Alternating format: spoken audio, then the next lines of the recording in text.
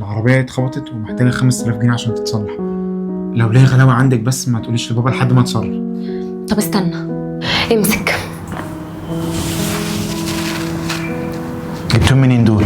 حوشهم من مصروفي، خد صلح بيهم العربية بسرعة قبل ما ابوك يجي.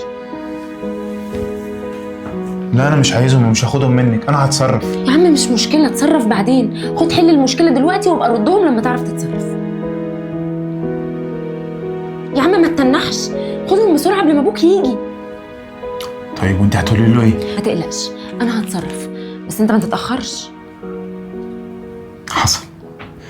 مريم ما شفتيش مفاتيح العربيه فين؟ قلب عليها الدنيا مش لاقيها. عمر واحد صاحبه حصل له مشكلة وتعب ووداه المستشفى. تعب ولا حصل مشكله؟ تعب. تعب. طيب اتصل عليه شوف فاضل له قد ايه عشان عندي مشوار مهم وبالمره نطمن عليه. ماشي. ايوه يا عمر، انت فين؟ بابا بيسأل عليك. ايوه حبيبتي، ده هو خلاص قرب يخلص اهو. طيب ماشي على مهلك.